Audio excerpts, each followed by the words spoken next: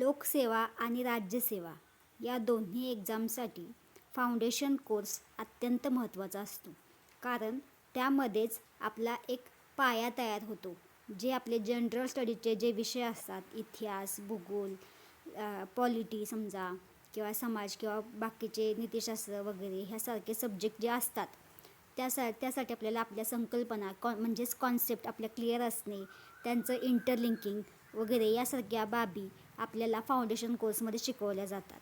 ठीक आहे, तर याच संदर्भात आजचा हा आपला पहिला व्हिडिओ असणार आहे. यामध्ये आपण फाउंडेशन, ब्रेनस्टॉर्मिंग आणि आन्सर रायटिंगची प्रॅक्टिस हे आपण ह्या फर्स्ट मंथचं आपलं टार्गेट असणार आहे.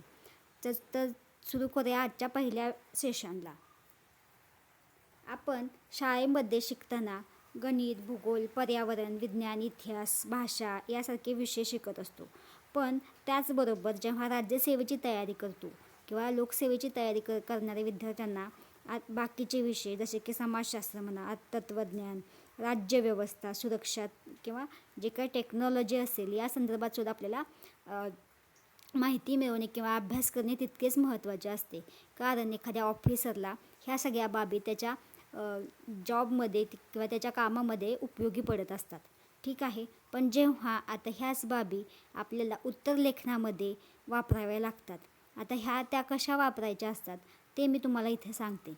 ठीक आहे, तर पहिल्यांदा बघा, जेव्हा आपण आता राज्यसेवेची मेन्स देतो तर त्यावेळेस पहिलं इम्प्रेशन कसं असतं की आपण जे उत्तर लिहिलेलं आहे त्या उत्तरामध्ये जो काही गाभा किंवा त्या उत्तराचं जे काही प्रेझेंटेशन असणार आहे, त्या उत्तराचं इंट्रोडक्शन आणि कन्क्लुजन हे तिन्ही बाबी खूप महत्त्वाच्या असतात. कारण first impression is the last impression असते. आणि आपण परीक्षकाच्या समोर आपण स्वतः नसतो.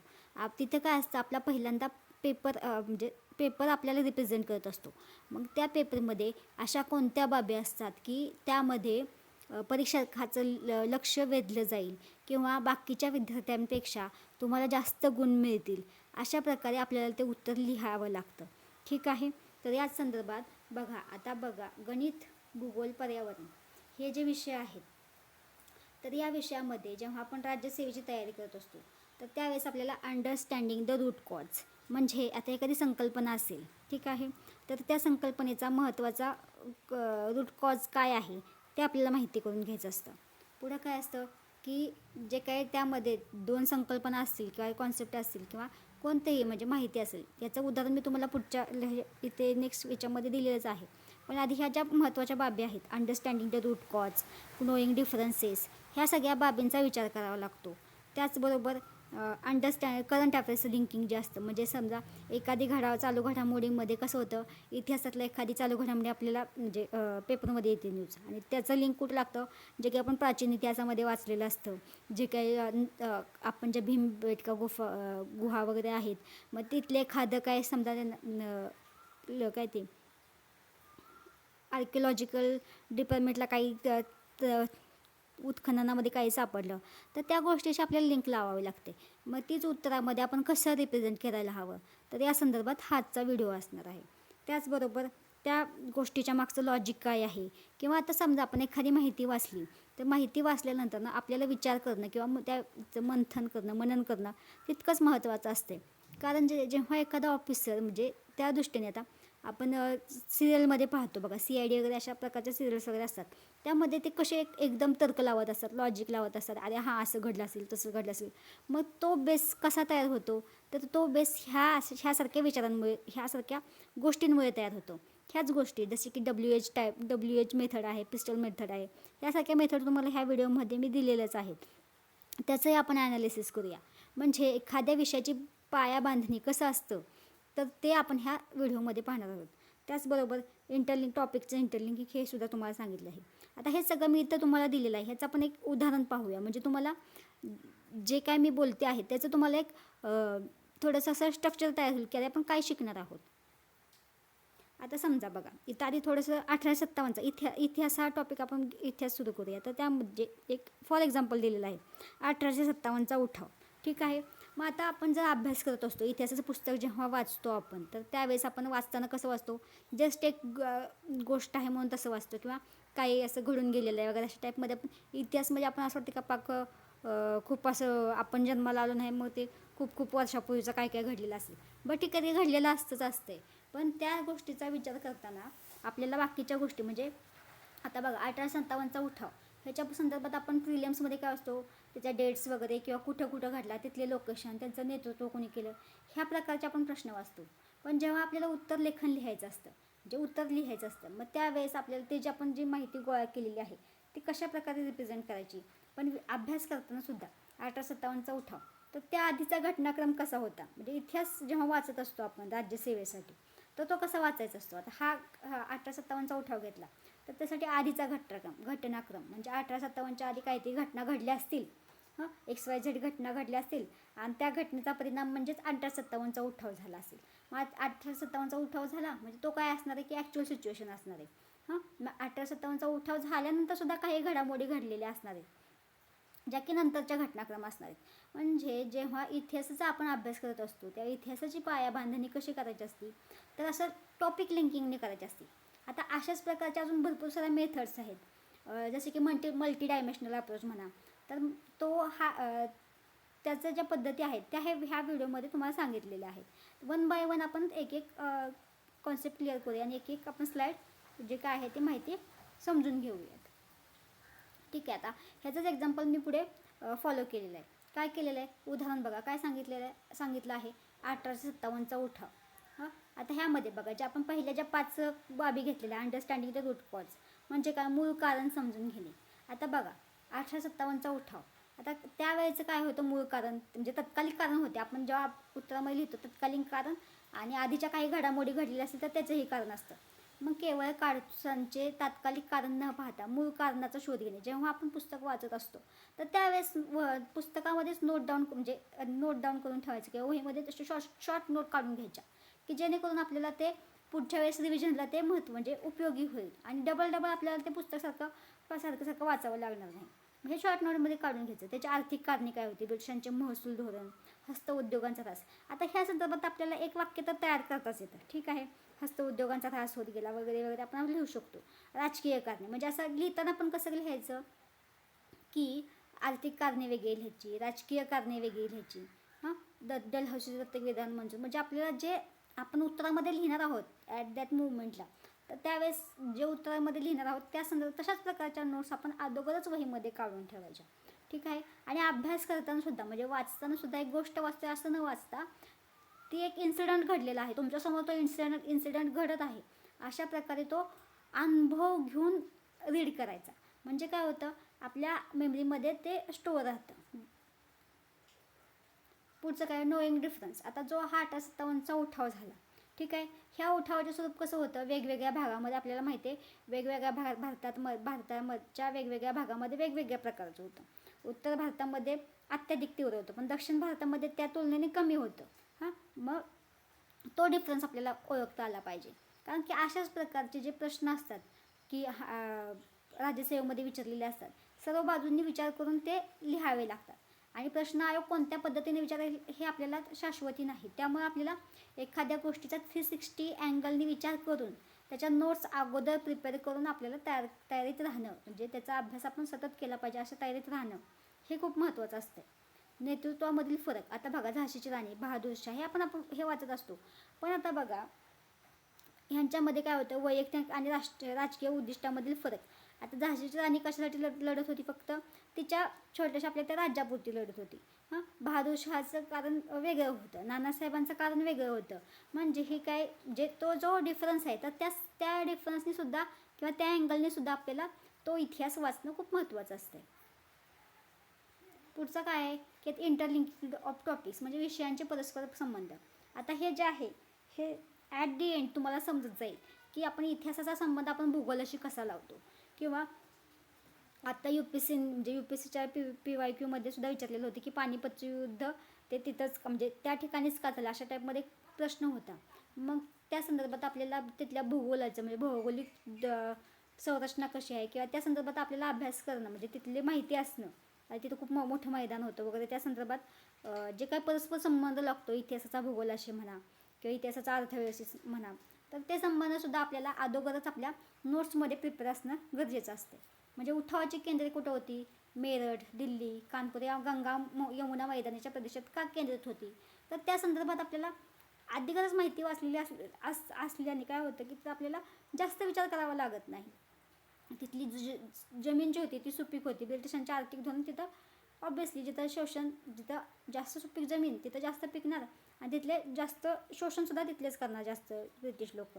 मग इतिहासाचा परत अर्थव्यवस्थेचा संबंध काय आहे? इंग्लंडमधील औद्योगिक क्रांतीमुळे भारताचा कच्चा माल बाहेर कसा गेला, ज्यामुळे लोकांमध्ये असंतोष निर्माण झाला. म्हणजे ह्या ज्या बाबी आहेत ज्या की आपण इतिहास वाचताना त्या निग्लेक्ट करत असतो, तर त्या कशा प्रकारे वाचल्या गेल्या पाहिजेत की जेणेकरून आपण म्हणतो ना इतिहासाच्या काही गोष्टी लक्षात राहत नाहीत किंवा जे काही इयर्स असतात किंवा तर त्यासुद्धा कशा लक्षात ठेवायचे ना, ते सुद्धा ह्या गोष्टीवरून होऊन जातं. म्हणजे आपल्याला डबल आपल्या प्रिलिम्ससाठी सुद्धा जास्त एफर्ट्स न टाकता जेव्हा आपण मेन्सची तयारी करतो तेव्हा तो अभ्यास पूर्ण होऊन जातो.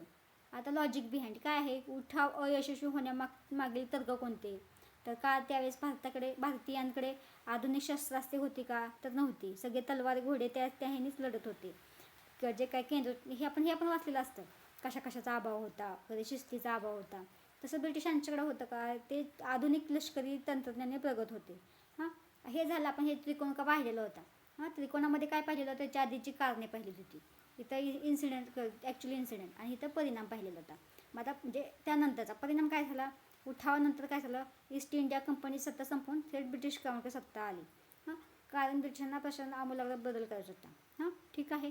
म्हणजे ह्या ज्या घटना आहे म्हणजे एखाद्या गोष्ट घेतली तर त्या गोष्टीच्या आधी काय घडलेलं होतं ते पाहणं, त्यानंतर काय पाहिलं म्हणजे पाहणं आणि त्या घटनेला काय घडलं होतं तर तिथली इन्फॉर्मेशन आपल्याकडं अगोदर आपल्या नोट्समध्ये असणं खूप गरजेचं असते. आणि वाचतानासुद्धा तुम्ही तसंच वाचा. म्हणजे काय होईल की तुम्हाला लिंक लागत जाईल.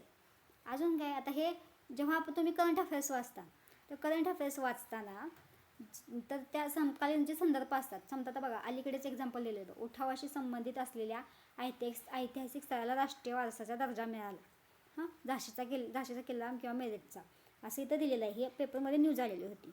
मग ह्या संदर्भात त्यावेळेसचं जे काही स्ट्रक्चर असेल समजा ह्याच्यामध्ये विचारतात बघा, आर्ट अँड कल्चरमध्ये विचारतात. तर त्या स्थळाचे एवढं ऐतिहासिक महत्त्व काय आहे? तर ते इथं जे काही चालू घडामोडीचं जे आकलन आपण अभ्यास करत असतो तर तिथला तो संदर्भ लागतो. पुढे काय? तर इतिहासाचं पुनरावलोकन, सध्या चालू असलेल्या स्वातंत्र्याचा अमृत महोत्सव किंवा सैन्यातील नव्या सुधारणा, 1857च्या लष्करी संबंध बदलाशी जोडून पाहणे. म्हणजे काय होतं की आयोग काय करतो की आता बघा हे चेंज झालेलं आहे. आपले CRPC IPC कोड चेंज झालेले आहेत. मग हे कोड आणि आधीचे जे काय होते IPC ते आता BNS वगैरे भारतीय न्याय संहिता असे आता चेंज केलेलं आहे. मग ह्याचा संदर्भ आधीचे जे बनवलेले होते कायदे, मग त्यामध्ये काय फरक आहे? किंवा साधी आपली मनरेगाची स्कीम घ्या. आत्ता पार्लिमेंटने काय केलं होतं? मनरेगामध्ये अमेंडमेंट केलेलं होतं आणि त्यामध्ये काही ते VB रामजी अशा टाईपमध्ये ते चेंज केलेलं होतं. मग त्या दोन्हीमध्ये काय डिफरन्स आहे?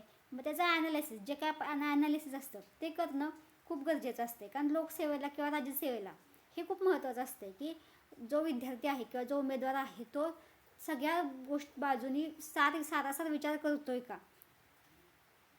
हे आपल्याला मेन्सच्या उत्तरलेखनामध्ये आपल्याला ते दिसलं पाहिजे त्या परीक्षकाला की अरे हा जो विद्यार्थी आहे हे सगळ्या बाजूने विचार करण्यासाठी सक्षम आहे किंवा त्या लेवलचा म्हणजे ज्या ऑफिसर लेवलचा जो विद्यार्थी असायला पाहिजे त्याच लेवलचा तो आहे. आता याच संदर्भात ज्या काही मेथड्स आहेत मी तुम्हाला सांगते. आता ही जी आपण माहिती वाचली ही सगळी माहिती वाचली. मग आता ही माहिती ही फक्त अशाच प्रकारे गोळा करू शकतो किंवा अशाच प्रकारे वाचू शकतो का? तर नाही. ह्याच्यासाठी खूप मेथड्स आहेत. 5-6 मेथड्स मी तुम्हाला दिलेले आहेत. Crystal method, WH method, multi dimensional, cause आणि इफेक्ट. आता ह्या कंपॅरेटिव्ह हे जे काय आहेत ना हे तुम्हाला पुढे एक्सप्लेन करते. म्हणजे तुम्हाला एक अंदाज येत जाईल. आता ह्याचं पहिल्यांदा आपण WHचं उदाहरण घेऊया.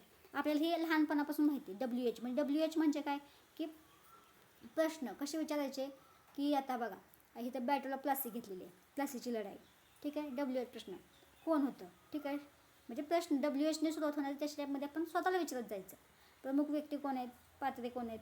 सिराजुद्दौला माहिती आहे, बंगालचा नवाब होता. रॉबर्ट क्लाइव्ह मीर जाफर, फितूर होता सेनापती, हे सगळं आपण आपल्या नोट्समध्ये लिहिताना सुद्धा असंच लिहायचं, जेणेकरून काय होईल, शॉर्ट नोट झाल्या, मेमरीला पण लक्षात ठेवायला सोपं जाईल आणि आपल्याला उत्तरामध्ये सुद्धा इझी पटपट आठवत जाईल. ठीक आहे. म्हणजे हूमध्ये काय कोण काय जे काय महत्त्वाचे असतील म्हणजे फॅक्च्युअल इन्फॉर्मेशन असेल ती घ्यायची इथं. त्यावेळेस काय घडलं होतं, नेमकी घटना काय होती, तर बंगालचा नवाब आणि ब्रिटिश ईस्ट इंडिया कंपनी यांच्यातील निर्णायक युद्ध झाले, ज्याने काय झालं, भारतामध्ये ब्रिटिश सत्तेचा पाया घातला गेला. ठीक आहे. पुढं काय, आता ह्याच प्रकारे अजून हे हू झालं, वॉट झालं, अजून काय, व्हेन, केव्हा, मग ती तारीख 23 जून 1757. ठीक आहे. वेळ, कुठे झालेलं होतं, भौगोलिक ठिकाण, महत्त्व, बंगालचं भागीरथी नदीच्या काठी प्लासी येथे बंगालचा तत्कालीन भारताचा सर्वात श्रीमंत प्रांत होता. ठीक आहे. मग त्याच ठिकाणी आता हे झालं ते भौगोलिक कारण वगैरे त्या ठिकाणचं.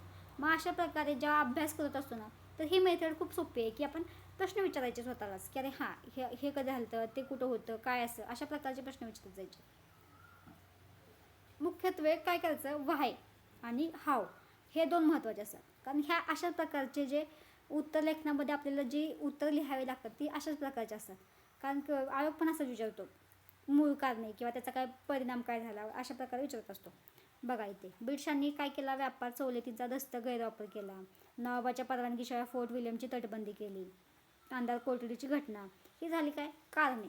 का जशी काय 1757चं प्लासीचं युद्ध का घडलं त्याची ही कारणे थोडक्यात, म्हणजे 3-4 म्हणजे बाकीच्या विद्यार्थ्यांसारखी आपल्याकडे सुद्धा थोडीफार कारणे सेमच असणार आहेत, पण ॲडिशनल जे काय आहे ते अगोदर शोधून ठेवली तर आपल्याला ते एक्स्ट्रा एक मार्क्स देऊन जातात. पुढे काय आहे की हाव, त्याचा परिणाम काय झाला. मग रॉबर्ट क्लाइव्हने काय केलं, मीर जाफरला नवाब बनवण्याचे आमिष दिलं वगैरे ते माहिती आहे आपल्याला, फितूर केलं. परिणाम काय झाला, एका व्यापारी कंपनीचे राजकीय सत्तेमध्ये रूपांतर झाले, बंगालमधून संपत्तीची लूट सुरू झाली वगैरे, हे छोटे छोटे जे आहेत ना परिणाम, तिथे हे एक लिहिलं. मग हे आपण काय करायचं, अगोदरच काय करायचं, परिणाम असं लिहून ठेवायचं, 1 2 3 4 हां असे लिहायचे. मग तिथे काय लिहायचं, राजकीय परिणाम हे झाले, राजकीय परिणाम हे झाले, आर्थिक परिणाम हे झाले, सोशल परिणाम हे झाले. हा जो आहे हा पेस्टल अप्रोच आहे. हां अशा प्रकारे माहिती लिहून घ्यायची. किंवा आता आपण इतिहासाचं काय होतं की आपल्याला क्रोनॉलॉजिकल ही एक अजून मेथड आहे बघा, क्रोनॉलॉजिकल अँड टाईमलाईन मेथड. इतिहास जेव्हा आपण ठीक आहे सुट्ट्या घटनांची मालिका नसते, हे तुम्हाला मी सांगतच आहे, तो एक प्रवास असतो. इतिहास म्हणजे आता साधं आजचा जो काही दिवस तुमचा घडलेला असेल, हा उद्याच्या दिवशी काय होणार, हा इतिहास जमा होणार. मग ते काय एक सुट्ट्या घटनांची मालिका नसते. कसं असतं, आजच्या काही गोष्टींचा परिणाम हा आपल्या उद्याच्या गोष्टीवर होत असतो. मग अशाच प्रकारचा जो घटनाक्रम आहे तो असा सिक्वेन्सनी म्हणजे क्रोनॉलॉजिकल लावत गेलं आणि तो तसा लावत गेला की आपल्याला समजण्यासाठी सुद्धा लक्षात राहतं. म्हणजे थोडक्यात बघा, आता इथं उदाहरण दिलेलं आहे. अभ्यास करताना काय करायचं, आपण सरळ टाईमलाईन आखायची, सरळ एक रेष आखायची. ठीक आहे, अशी रेष आखायची, इथे एक असं मार्किंग करायचं. काय करायचं, आता बघा 1857चा उठाव, त्यानंतर काय झालेलं ते माहिती आपल्याला, तो सकाळी जो काही इतिहास आहे तो आपल्याला माहिती आहे. त्यानंतर बघा 1885 राष्ट्रीय सभेची स्थापना. आता मग काय करायचं, आता 1857 ते 1885 जो काही मधला कालखंड आहे, हां त्या दोन्हीच्या मध्ये काय काय घटना घडल्या असेल, समाज सुधारकांच्या म्हणा किंवा जी काय ब्रिटिश ईस्ट इंडिया कंपनीची जी काय धोरणे होती तर ती, मग ही थोडी तिथं पॉईंट म्हणजे लिहून ठेवायचे. म्हणजे कसं होतं, जेव्हा आपण प्रिलियन्समध्ये पण आपल्याला ह्या गोष्टीचं खूप महत्त्वाचं म्हणजे यूज होतो की एखादी गोष्ट आठवायची म्हणते की अरे हां ही आधी त्याच्या आधी घडली होती का, त्याच्यानंतर घडली होती, असं लिंक लावण्यासाठी ते सोपं जातं. पुढे काय, 1905चं 1920 असहकार आंदोलन, 1930 सविनय कायदेभंग आणि 1942 भारत छोडो आंदोलन. मग असे जे हेडिंग माहिती आहेत आपल्याला. म्हणजे काय करायचं, 100चा एक ही करायचा, बंच करायचा. बंच केल्यानंतर काय करायचं, परत त्याला म्हणजे हाफ करत जायचं, 50-50चा करायचा. मग अर्ध्या उत्तरार्धात किंवा आत्या पूर्वार्धात बघा, प्रश्न विचारताना पण आयोग असा विचारतो 19व्या शतकाच्या पूर्वार्धात. मग आता हा शब्द आता हा वाचतानाच आपल्याला कळायला पाहिजे की 19व्या शतकाच्या पूर्वार्धात म्हणजे कुठला विचारलेला आहे. पहिल्यांदा 19वे शतक आपल्याला माहिती असलं पाहिजे. 19वे शतक म्हणजे काय, 1900 पासूनचं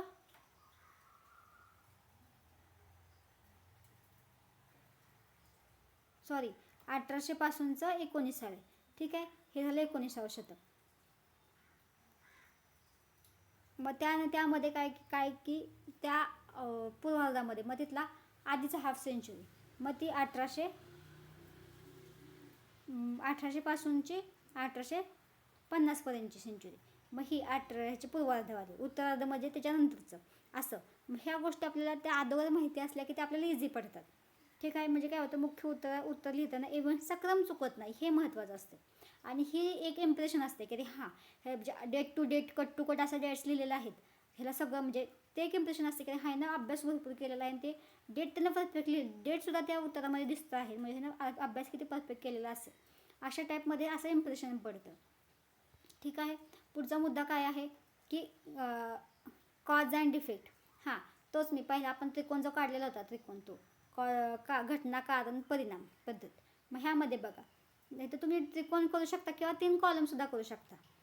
मग डायग्रामनी केलं तर पटपट म्हणजे ॲज कम्पेअर टू लिखाण आणि डायग्राम किंवा फ्लोचार्टच्या मदतीनं खूप इझिली लक्षात राहतं. पार्श्वभूमी त्याची कारणे लिहून घ्यायची, मुख्य घटनेच्या वेळेस काय झालं, त्याचे परिणाम आणि प्रभाव काय आहेत. उदाहरण समजा औद्योगिक क्रांती दिली आहे बघा. आता औद्योगिक क्रांती कारणे काय होती, इंग्लंडमध्ये काय झालेलं, वैज्ञानिक शोध लागलेला, भांडवलाची उपलब्धता होती. घटना काय झाली, कारखानदारीचा उदय झाला, मोठ्या प्रमाणावर उत्पादन. परिणाम काय झालं, भारतासारख्या वसाहतीमधील हस्तोद्योगांचा ऱ्हास झाला, कच्चा माल लुटणे, ड्रेन ऑफ वेल्थ वगैरे हे सारे परिणाम झाले. म्हणजे एखादी इन्सिडंट्स घडल्यानंतर ना, मग त्याचे जे आधीचे काय घटनाक्रम होते आणि नंतरचे काय घटनाक्रम होते, तर ते आपल्याला आपल्या नोट्समध्ये असणं म्हणजे आपल्याला एक योग्य पद्धतीने आपल्याला लिहिता पण येतं आणि रिप्रेझेंट पण करता येतं ते व्यवस्थितरित्या. त्यासाठी जी काही ह्या ज्या मेथड्स आहेत, आता ह्या नुसत्या लिहिण्यासाठीच वापरायचं नाही, जेव्हा तुम्ही वाचत असाल तर त्या वाचतानासुद्धा लिंक लावत वाचत जायचं. मग ते वाचतानासुद्धा आपल्या मेमरीमध्ये स्टोअर राहतं. म्हणजे हे एखादी गोष्ट आपण लिंक करून लक्षात ठेवतो ती, आणि फॅक्ट वाचलेली ती वेगवेगळी, म्हणजे ती सोपी असते लक्षात ठेवायला. पुढे काय, मल्टी डायमेन्शनल, मी तुम्हाला सांगितलं पिस्टल मेथड किंवा मल्टी डायमेन्शनल अप्रोच. ह्यामध्ये काय, समजा आता एकच मिनटं, मल्टी डायमेन्शनल म्हणजे काय, सगळ्या बाजूने विचार करायचा, सर्व अँगल म्हणजे समजा इथं 6 वेगवेगळ्या कोणातून. ठीक आहे. पॉलिटिकल, समजा इथं पॉलिटिकल रेफरन्स दिला आहे, इथं इकॉनॉमिक रेफरन्स, इथं सोशल रेफरन्स, इकडं टेक्नॉलॉजिकल, एन्व्हायरमेंटल. म्हणजे अशा प्रकारे एखादी घटना घडल्यानंतर किंवा एखाद्या अभ्यास करताना, म्हणजे राज्यसेवेसाठी अभ्यास करताना त्या जी माहिती जेव्हा उत्तर लिहिताना सुद्धा हे आपण पाठांतर करताना सुद्धा असंच लिहू शकतो. राजकीय, आर्थिक, सामाजिक, तांत्रिक आणि पर्यावरणीय असे जे आहेत ना, समजा एखादी घटना घडली तर त्याचा परिणाम काय, पॉलिटिकल परिणाम काय, इकॉनॉमिकल परिणाम काय, सोशल परिणाम काय, किंवा त्याची कारणंसुद्धा लिहिताना हे सुद्धा इझी मेथड आहे, खूप सोपी. की ह्यानं कसं होतं, आपल्याला विचार करायलासुद्धा एक डिरेक्शन मिळते. हां, पॉलिटिकल विचार करायचा ना, हां ठीक आहे, पॉलिटिकल म्हणजे काय होतं, मेंदूला आपल्या चालना मिळते की हां फक्त ह्या पद्धतीने विचार करायचे, आणि मग इझिली असं रिजेक्शन लगेच होऊन जाते की हां, किंवा हे सिलेक्शन होऊन जातं, ही घटना ह्याच्यामध्ये मोडते, ती घटना त्याच्यामध्ये मोडते. उदाहरणार्थ काय, राजकीय किंवा प्रशासकीय धोरणे असतील. आता इकॉनॉमीच्या बाबतीत महसूल, व्यापार, सामान्य लोकांच्या आर्थिक स्थितीवर परिणाम काय आहे. सोशल, सामाजिक माहिती आपल्याला, समाजामध्ये काय येतं, महिला, जाती व्यवस्था वगैरे हे सारख्या गोष्टी येतात. म्हणजे अभ्यास करताना काय होतं की ऐतिहासिक घटना ज्या असतात, ज्या आता 1857ची जी घटना झाली किंवा जो उठा आपण अभ्यास केला, प्लासीची लढाई, तर तो अभ्यास करताना सुद्धा आपण काय करायचं, पॉलिटिकल कारणं काय होती, इकॉनॉमिकल कारणं काय होती, सोशल कारणं काय होती, अशा प्रकारे आपण वाचताना सुद्धा असा अभ्यास केला की, आणि नोट्समध्ये आपल्याला लिहिलेलं असलं का नाही की ते सुद्धा आपल्याला पेपरमध्ये रिप्रेझेंट करायला सोपं जातं. पण त्या काळात काय तंत्रज्ञान कोणतं, शस्त्र आलेली होती, उदाहरणार्थ रेल्वे, टेलिग्राफ, ह्याचाही आपल्याला उत्तरामध्ये वापर करता येतो. म्हणजे ही एक पद्धत झाली. ह्या तुम्हाला ज्या दिलेल्या आहेत ना, ह्या अभ्यास करण्यासाठी, म्हणजे तुम्ही जेव्हा अभ्यास कराल इतिहास वाचताना किंवा राज्यसेवेसाठी, तर ह्या गोष्टी, ह्या ज्या मेथड्स आहेत, प्रत्येकाला जी मेथड सोपी वाटेल त्या मेथड्सनी तो जाऊ शकतो. म्हणजे ह्या टॉपर्सनी सांगितलेल्या ह्या मेथड्स आहेत, प्रत्येकाच्या वेगवेगळ्या आहेत. ह्यातली तुम्हाला जी सोपी वाटेल ती मेथडचा यूज तुम्ही करू शकता.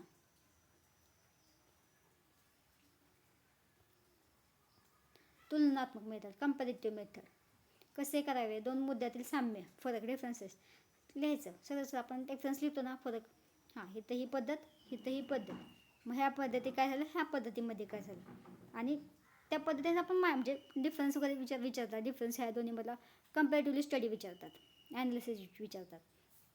ही एक पद्धत आहे. अजून काय आहे, विचारसरणी, आयडिओलॉजिकल पर्स्पेक्टिव्ह. म्हणजे आता समजा आता एखादं पुस्तक, एखादं लिखाण जे आहे तो लेखक लिहित असतो, पण लिहिताना लेखक काय करत असतो, त्याचा जो पर्स्पेक्टिव्ह आहे, म्हणजे त्याची जी विचारसरणी आहे ती त्या उत्तरामध्ये मांडत असतो. हां, म्हणजे इतिहास कोणी लिहिला यावरून त्याचे विश्लेषण बदलत असते. म्हणजे एकाच घटनेकडे पाहण्याचे वेगवेगळे दृष्टिकोन असतात. ठीक आहे. म्हणजे बघा आता उदाहरण काय झालं आहे, 1857चा उठाव. ब्रिटिश इतिहासकार काय म्हणत होते, हा केवळ एक लष्करी बंड होता. म्हणजे त्यांचा दृष्टिकोन बघा काय सांगतात, फक्त एक लष्करी बंड होता. पण आपले काय म्हणतात, स्वातंत्र्यवीर सावरकर काय म्हणतात, नाही, भारताचे हे पहिलं स्वातंत्र्य समर होते. म्हणजे ज्याचा त्या लेखकाचा जसा दृष्टिकोन असेल त्या दृष्टिकोनातून जे काय पुस्तक असेल ते लिहिलेलं असेल. मग हे सुद्धा आपल्याला वेगवेगळ्या विचार, समजा एखादा माणूस तुमच्याशी बोलतो आहे, तर त्याची बोलता बोलता आपल्याला कळून जातं ना की तो पुढचा माणूस कोणत्या म्हणजे पॉझिटिव्ह आहे, पॉझिटिव्ह वेने विचार करतो आहे की निगेटिव्ह वेने विचार करतो आहे, किंवा त्याचं एखाद्या गोष्टीबद्दलचं मत कसं आहे. तशाच प्रकारची ही जी आहे ना, ही विचारसरणी आधारित पद्धत आहे. मार्क्सवादी इतिहासकार काय म्हणतात की सरंजामशाही विरुद्ध शोषित शेतकऱ्यांचा लढा होता. म्हणजे हे पर्स्पेक्टिव्ह मेथडसुद्धा खूप महत्त्वाचे असते. म्हणजे ही मेथड तुम्हाला इंटरव्ह्यूपर्यंत लागत असते. जेव्हा तुम्ही इंटरव्ह्यू देता तर त्यावेळेस आपल्याला जर का पुढचे जे हे असतात, सर मॅडम असतात, तर ते प्रत्येक विचारसरणीतून विचारत असतात. मग त्याला जे काही टॅकल करायचं असतं त्या उत्तराला, तर ते ह्या पद्धतीने काय टॅकल करायचं असतं. ठीक आहे. मग ह्या आपण आतापर्यंत काय किती 5 पद्धती पाहिल्या. ह्या पद्धतीचा वापर तुम्ही जेव्हा अभ्यास कराल, इतिहासाचं पुस्तक जेव्हा बाकीच्या विषयाचे जे पुस्तक असतील तर ते वाचताना सुद्धा तुम्ही ह्या पद्धतीचा वापर करू शकता. नेक्स्ट व्हिडिओमध्ये आपण आता हा जसा आपण आता इतिहासाचा पाहिला, इतिहास विषयाची हिस्ट्री संदर्भात पाहिला. आता नेक्स्ट जो असणार आहे तो आपण भूगोलाच्या संदर्भात पाहूया. म्हणजे भूगोलाचा जेव्हा अभ्यास करत असतो तर त्यावेळेस कशा पद्धतीने त्या संकल्पना मजबूत केल्या पाहिजेत. म्हणजे हा आपलं जे फर्स्ट जुलैपासून जे काय असणार आहे, म्हणजे एक आठवड्याभर काय असणार आहे की हे जे विषय आहेत आपल्या राज्यसेवे मेन्सला, ठीक आहे, तर त्या विषयाची जेव्हा आपण अभ्यास करत असताना कशा प्रकारे वाचन केलं पाहिजे. आता ही वाचनाची वेळ नाही आहेच मुख्यत्वे, पण तरीसुद्धा एक एक्स्ट्रा एफर्ट्स किंवा एक्स्ट्रा असं पॉईंट्स म्हणून तुम्हाला हे सांगत आहे की जे तुम्ही आत्ता नोट्स प्रिपेअर करणार आहात तर त्या नोट्स तुम्ही अशा प्रिपेअर करा जेणेकरून तुम्हाला उत्तर लेखनामध्ये सोपं जाईल. त्यामागचा हा उद्देश असणार आहे. हे असे प्रत्येक विषयाचे आपण आठवडाभर हे चर्चा करणार आहोत की कशा पद्धतीने कुठला विषय वाचायचा. आणि नेक्स्ट मग आठवड्यामध्ये आपण जे काही ब्रेनस्टॉर्मिंग आणि आन्सर रायटिंगचं जे आहे ते आपण शिकणार आहोत. ठीक आहे. मग आजच्या व्हिडिओमध्ये आज इथेच थांबूया. थँक्यू.